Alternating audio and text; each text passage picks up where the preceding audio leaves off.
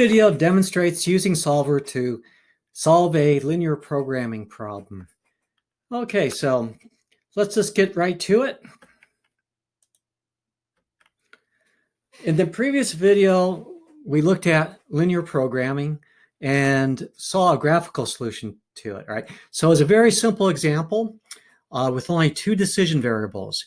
We had to decide how much cookies to make and how much cake to make. So it's very simple. What was more interesting about the problem is that we had production constraints. We couldn't make as much as we want because we had production constraints. So trying to understand those constraints and understand what's feasible and not feasible is where the real interest really lies in these kind of problems. So let me just go ahead and kind of review what we did. We had a half-baked bakery and we produced cookies and cakes. They make 20 cents for every pound of cookie and 30 cents for every pound of cake. And there's our profit plane on top of cookies and cakes, right? We have a cookie and cake space, which is really sweet. And then we have the profits, which are even sweeter, lying on top of it. And so that just shows you where that profit plane is. Obviously, if you don't make anything, you don't make any profit. So just right down there. And our constraints is we have three operations, right? And we have a mixing operation, a baking operation, icing operation, and we have limited capacity. So we only have 210 of hours per day for mixing. We only have 250 hours of oven time a day, and we only have 80 hours a day of icing capacity. And our cookies and cakes consume different amounts of time, right? So they both consume a third of an hour mixing time. Cookies consume quarter hour baking time, and cakes can consume a half hour of baking time. Okay, and then icing, it's 0.2 hours, and we just are icing cakes. We're not icing cookies. All right, and then last video we saw what the feasible region was. This just tells you what you can do and what you can't do. So everything within the feasible region here, 400 and 200, we could do it. Everything outside the feasible region, like 800 and 500, we can't do, right? So that's the feasible regions. And last time we also saw what the ISO profit lines were like. And so if you say, hey, I'd like to make $100, it'd be every combination of cookies and cakes along this line, which is fine. We could produce it.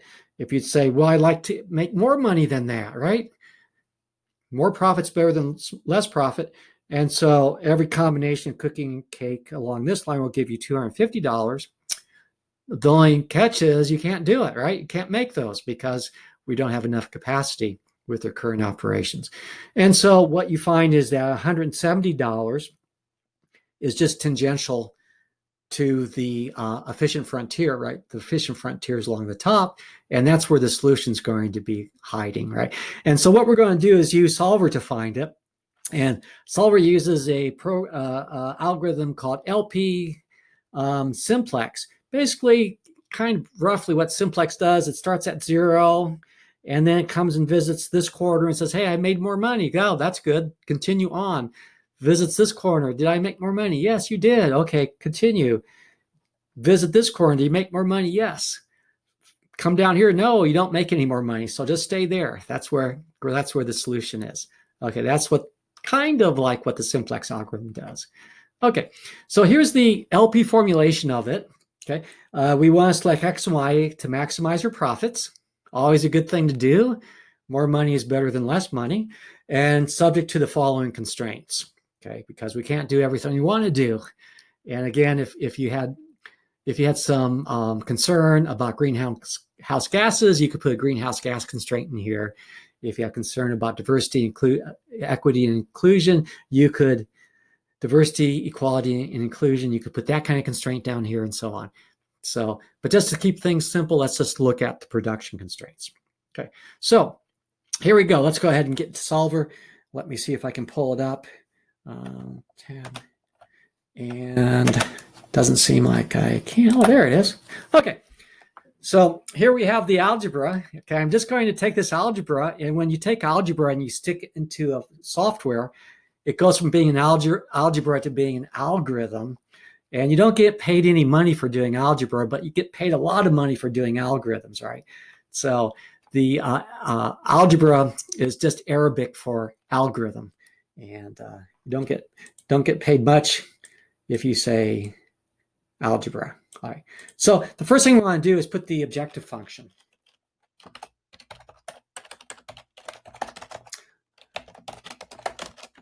And the objective function is, the amount. Okay, these are your decision variables. So this is your decision variable, okay, the different amounts. And you have the amount of cookies, and you have the amounts of cake you're going to make. And just to get the spreadsheet going, I'm going to put in a number like, 10. I think in my note I have 10 and 10. Don't have to do, I'm just putting that in there so you can see I have numbers in there. Okay, then down here you're going to have your margin, okay? So what I'm going to do is my objective function is just my profit. So there's my margins. Every pound of cookies contributes 20 cents, and every pound of cake contributes 30 cents, okay? And then for here, I'll have my profit, okay? My total profit. And I'll just put it down here, and I'll say is equal to, okay, this is going to be a function we can use that's very convenient, right? It's called the sum product function, sum product, okay? And it's right up here in the function bar. And what you do is you highlight your decision variables, the amount I'm making. And while you're still there, take your finger, and if you're in a PC, I hit F4, my function key 4, and I put $ around it. Okay, now that's a slick trick in Excel because $ represent absolute addressing. So regardless of where I copy and paste this function to, it will always refer back to B2 and C2. That's called direct addressing. Whereas if you don't put $ around it, like we're going to do now with the margins, that's called relative addressing. Okay, and so really how Excel works is kind of nerdy detail, is with relative addressing. It says, hey, I'm here in D2. Well, when I say B3, what I really mean is 2 cells over, 2 cells to the left. And what I mean by C3 is 2 cells over to the, 1 cell over from the left from where I am. So if you don't know the difference between that, now's a good time to learn between the absolute addressing and the relative addressing, because if you don't know it, you're bound to make mistakes. Okay. If you continue on with business analytics, you better become familiar with it. So then we have the constraint functions. Okay. And again, we have cookies and cake. All right. And here we go. We're just going to type these numbers in. Okay. We have the mixing, we have baking, icing, and then we have 0.3, and 0.3, and then 0.25, and then 0.5, and then this would be 0, right? Put a 0 there if you want, just to remind yourself you don't have anything, and then 0.2. Oh, dang, typo. Okay, and then it's a matter of, well, how do we figure out 0.3x plus 0.3y? Oh, that's the sum product. I neglected to say what the sum product is. You take the sum of the product. So really what you're doing with that is we're going 10 times 0.2. So we have a product of those 2 cells plus 10 times 0.3. Okay. And that's the same as the sum product. So that's what the sum product command. And obviously, if we change one of these, it changes, right? So that's the beauty. Okay. If you change my decision variables, it changes my profit. So all I got to do now is just copy and paste this. So this is how much we used, right? Okay. So if we have 5 pounds of cookies and 10 pounds of cake, we end up using 6¼ hours of oven time, baking time. Okay. Now we have the capacity constraints, right? We have our constraints, so how much we actually have, and that's 210. 250, and 80. All right. Now, assuming I didn't make any mistakes here, I'll almost ready to go. So let's go ahead and just verify that the sum products are working correctly for me, right? So the reason I copy and paste with the dollar signs, with the direct addressing, B2 and C2 all refers back up to here. 5 and 10, that's my decision variables. And then my B7, C7, which really means go left 2 cells, go left 1 cell, refers to the 0.25 and the 0.5. And that's how I got the 6.25. Okay. Now, something I like to do, I learned it in one of my textbooks on optimization, is it's slick and easy just to put less than or equal to. This is just to give you a visual reminder of what direction that constraint's in. It doesn't really affect your algorithm or your math or anything like that. It's just a matter of affecting, letting you know, right? So really, if you're doing this professionally in a business application, you'd like to make this as simple as possible so that when you hand it off to somebody else, or you come back to your spreadsheet in 6 months or a year from now, you can figure out what the heck you did, right? And so if you kind of like use a consistent layout and consistent procedure to it, it just makes your life later on a lot simpler. So having little hints like this, like, oh, these are less than or equal to constraint, even though I don't have to put them in, it's really convenient. Also, just doing something like always putting your objective function up at the top. If you constantly do that on all the different spreadsheets you make up, then anytime you open up a spreadsheet where that objective function is. You have the decision variables, you have the coefficients.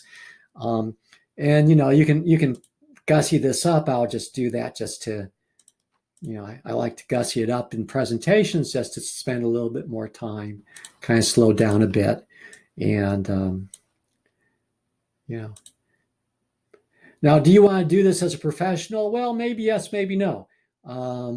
If you're getting paid by the hour as a consultant, then making it pretty is a good way of using your client's money. If you're not getting paid by the hour, but you're getting paid by the job, then you may not want to waste any effort on making it look too pretty. All right. And so just for learning, these are my decision variables. Let's just do some highlighting. Let's make them, light blue or something like that. Ooh, I said light blue, not yellow or beige. And that's our money. And if you're American, our money is kind of green. So I'll make it green. And down here, caution, caution. These are cells I don't want to go over. Those are boundaries. I'll put yellow there. And of course, these are how much we actually used, something that will be important to us in trying to figure what's going on. And don't have too many more colors left here, really. Do just gray. Okay. Now, go and load up Solver. And where you find your Solver is you go to the Data tab, and it should be here with Solver. Solver is an add-on made by Frontline Systems. When you first get your copy of Excel, you will not see it Solver. You have to add it in. If you're on a PC, the way you add it in is come here to File, come down here to Options, and then you have all of these. You go to Add-ins, and then you say, whoa, okay, here's my add-ins. You want to manage your add-ins. Okay, that's where you want to be. You hit the go. Okay, good. And there's my Solver add-in, right? So when you buy Solver, it's on your hard disk. It's just that it doesn't automatically load up. That's done for historical reasons back when we didn't have too much RAM in our computers. So historically, you didn't have much memory, so they didn't bother loading it up. If you're on a corporate computer, there's a good chance your IT department did not load it up because your IT department does not think you're capable of using Solver, and so they didn't load up for you. So now you have to go there with an offering and beg them to load up Solver on your Excel for you. And they will probably say, well, why do you want to use it? How do we know that you know how to use it? Blah, blah, blah. But there you have it. Okay. No offense, your IT people are pretty controlling, right? Of course, you've seen a lot of bad things happen. That's why you're controlling. Okay. So what do we want to do next? We want to load up solver with a nice little dialog box. We come here, solver. Objective cell must be, I don't know why I got that error. Oh, okay, here we go. Here it is. So the first thing you want to do is set your objective function. Okay, that's my objective function right there. Set your objective. The next thing you got to decide is, do you want to maximize your profits or do you want to minimize your profits, right? Seems like a simple thing to do, but people make a mistake and say minimize profits, and not so good. So if this was cost, if this function was cost, you'd want to change it to minimize, right? You want to minimize your costs. I got to tell you what, shouldn't admit to this. I've done cost minimization, actually had the max, ran the thing, and got a really funny result. And fortunately, I think the thing bombed. Then my changing cells should be called your decision variables, right? So your changing cells are your decision variables, and you just highlight them in blue. So simple. Oh, here, I don't know why that was a constraint. Let me just delete that. That was weird. Okay. That was an undocumented feature of Excel. I've never seen that before. So you have no constraints. You think, oh, I'll just type in the constraints. No, you don't type in constraints. You add constraints. Add it in. Cell reference, that's your changing cell. That's my used. Okay, that's not really clear right off the bat why they call it cell reference, but you go, those guys, those are how much I used up. And then over here is my constant. That's my capacity constraint. So that's the constraint I have. And you have a choice in what your constraint is. Bigger than, less or equal to, equal, bigger than. Could be an integer constraint, like make it 1, 2, 3, 4, and 5, binary. And I don't know what diff is. It's what the diff, man. And so we want the less or equal to. Okay. Now these are all my constraints. I did all three at one time. I'm done. And so when you're done, you say okay. Don't go add. If you say add, you're saying, oh, I want to add more constraints, right? So okay just means I'm finished. Do that. Beautiful. There it is. If you need to change them, you hit change. If you need to add more, you hit add. You just add more constraints and so on. So you can play with that. And you know, this thing doesn't matter here for us. We could click it or not click it. Obviously, the amount we're going to make are positive, 0 or positive, right? We're not going to make negative cookies and negative cake. We're not going to have customers come back and give their cookies and cakes back to us. But really, the way this problem's set up, it doesn't really matter if it's clicked or not. And when you first open Solver, it has GRG nonlinear, which is a very general kind of algorithm, kind of like what I had in the first video on constrained optimization. That's not what we're using. We want simplex LP. This is faster. Okay, it's more reliable, but it requires everything to be linear, and we have everything linear here, so we're good to go. It scales up better than GRG nonlinear. Okay, so you can play with the options if you're a real nerdle, but we don't really need to do that, so we just go ahead and say solve. So right now you get really tense. Is it going to work or not? Bling. Oh, whew. Solver found a solution. You go, yes, yes, yes, we got a solution. All constraints and optimality conditions are satisfied. Woo. And then you say, great, great. Can look at the answer report. You can look at the sensitivity analysis. You say, okay, let's go ahead and save those.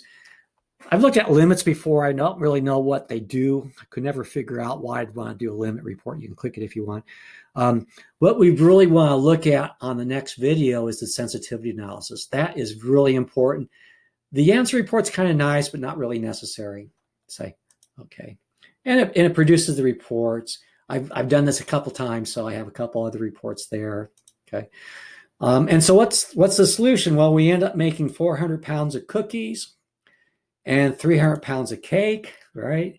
You probably would have thought, hey, we should be making more cake because we make more money. But we didn't. You know why? Why are we making more cookies than cake, even though each pound of cake gives us more? Well, you're right, because the cake takes up more baking resources, and baking is a scarce resource. And we also have to ice them. Here, maybe not such a scarce resource. But if you look, and that's why we're making more cake. Why we're making more cookies than cake, even though cake is more valuable, okay, per pound. And then our profit's $170 a day. All right. So, hey, great. We're making $170 a day at our little bakery. Now we can look at our constraints. With 430, we use up 210 hours of mixing time. And that's exactly how much we had. So that's called a binding constraint. Okay. If you're working in operations, this is great. You'd like to use up your capacity, right? You'd like to use up your resources as much as possible, right? Well, maybe not. You don't want to run your factories at 100% capacity all the time, but usually like 85%. But you want to use up, right? Because you want to make as much money as you can, so you want to use up your resources. And the same thing with baking. We're using up all of our oven time, and so you have a binding constraint there. Over here, we're non-binding. Non-binding. Is that hyphenated? I don't know. Non-binding, and our slack is 20. Our slack is 80 minus 60. 80 minus 60. That's our slack. It's non-binding, so we have 20 hours of icing time left over, right? Don't know what you're going to do with that. If you have a person icing, maybe you need 2 people to ice. You can reallocate those people, those 20 hours. You can reallocate those people to some other task, or you could let them go to find other opportunities where they're more valuable, which is a nice way of saying you fired them. And so, yeah. So that's the solution. And you can see that on the answer report. The same thing. Again, the answer report is this kind of nice format. It tells you originally our profit function was 4 when we were making 5 and 10. And it went up to 170 when we were making 400 and 300 of cookies and cakes. And then it tells you have your mixing, baking, and icing. And here's what the final value is. We use 210 hours of mixing, 250 of baking, and 60 of icing. And these guys are binding. So the slack is 0, slack is 0. This is not binding, and slack is 20. So really not anything different than what you had in your spreadsheet, but that's maybe, if you're doing a report in Word or whatever, you can copy and paste that and drop it in. Maybe you'd want to get rid of some of the formula stuff, but yeah, you have it detailed there. Okay, so that's the model. Let's go back to the presentation. Alt tab, and there's my presentation. Okay. I just had some screenshots. I guess I didn't really need them. Screenshots of the spreadsheet. And here's the sum product for the objective function. Kind of bigger, so you can take it, if you couldn't see it on your screen in Excel, maybe it's a little bit bigger and you can see it here, how you use it, sum product, where you put the dollar signs around the decision variable. Okay. And just kind of expanding on that, saying what those dollar signs are for direct addressing. And if you don't have the dollar signs, it's relatively addressing, just a review of that. And so there you have the same formula down when you cut and paste down here. And then we just go through the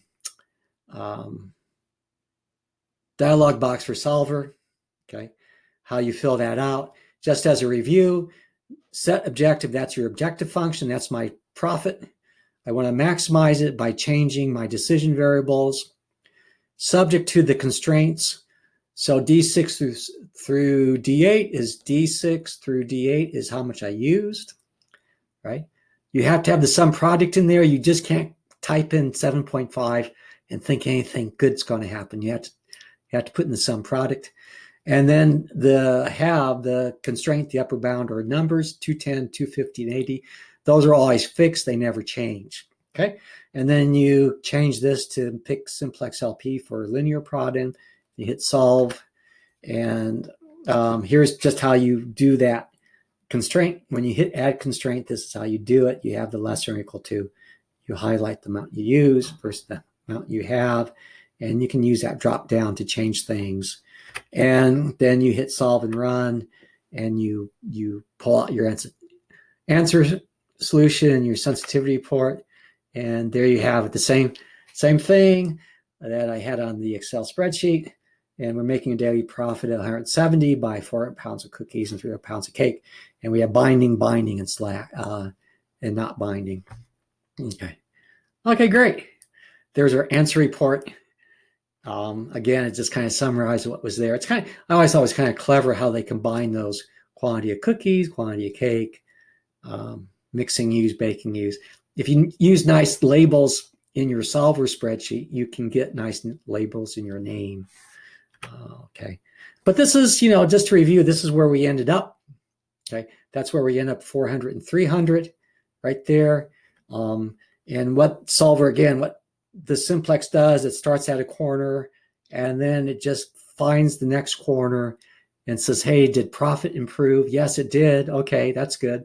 Then it goes up here, this next corner, did profit improve? Yes, it did. Okay, that's good. Go up over here. Did profit improve? No, it didn't. Oops, that's a big mistake. Let me go back. And it just ends up right there, right? So it uses the facts that it's a linear function, which makes everything easier. Okay. And so we know that this is icing. The icing is slack. The mixing is binding and the baking is binding, right? Because that's the corner point. That's a corner point. So we know that these two lines are binding. This guy is slack, right?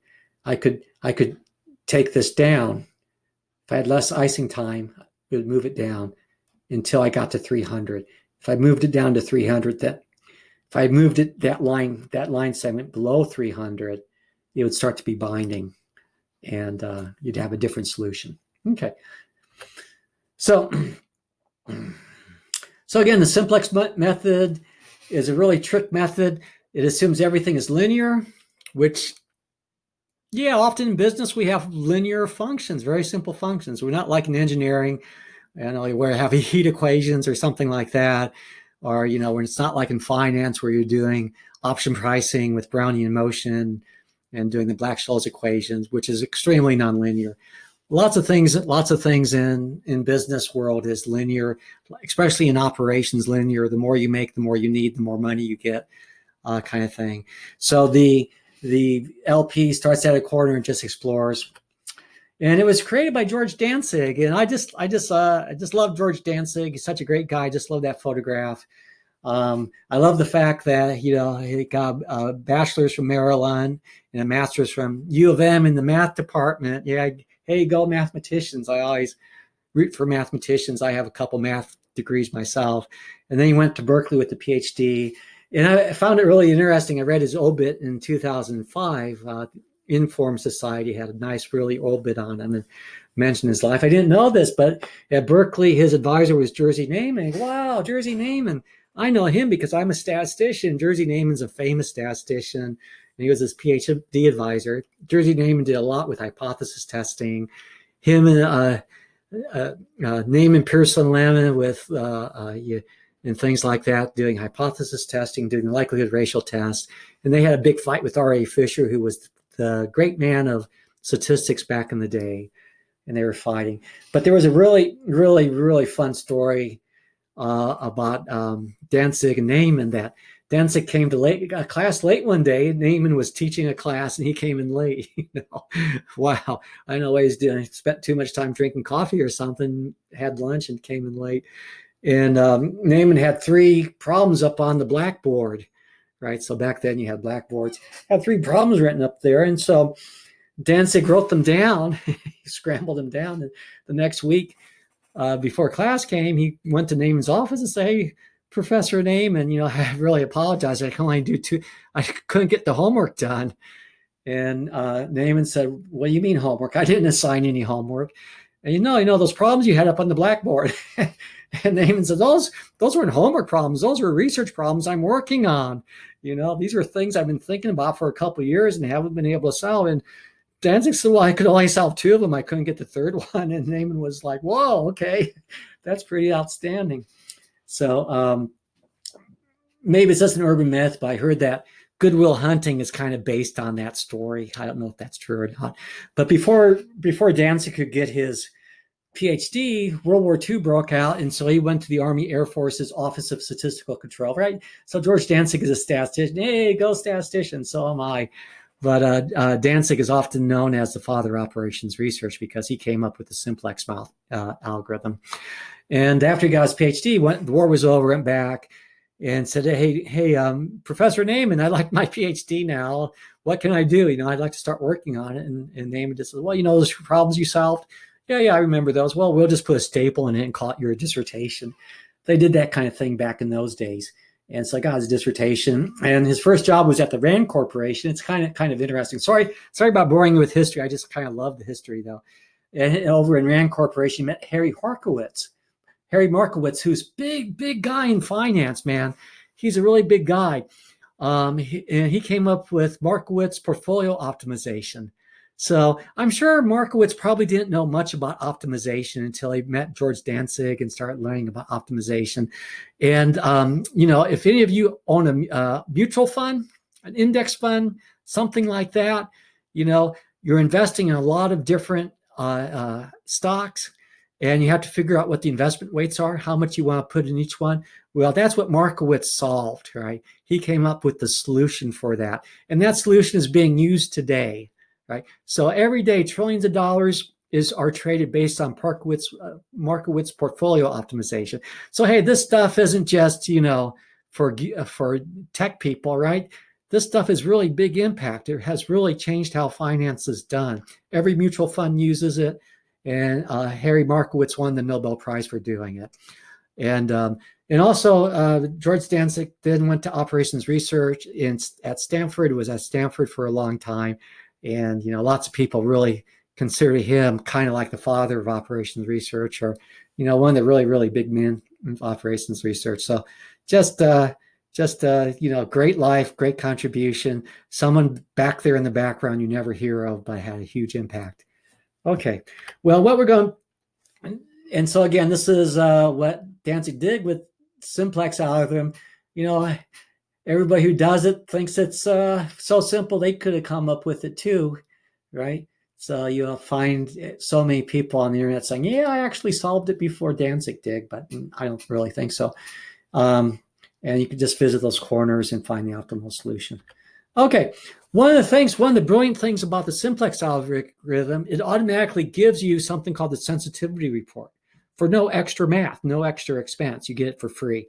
And basically sensitivity analysis, say, well, if we change our parameters a little bit, how does the solution change, right? That's sensitivity analysis. Very useful if you're in management, right? You can learn a lot by looking at that sensitivity analysis if you're in management, if you know what you're looking at. And so we'll take a look at that at the next video. So if you like this video, please give me a thumb up, put in some comments, let me know how things are going. If you have some examples, maybe I can do some additional videos if you like it or not. And thanks very much. Hope to see you in the next video where we talk about the sensitivity analysis. Ta-ta for now.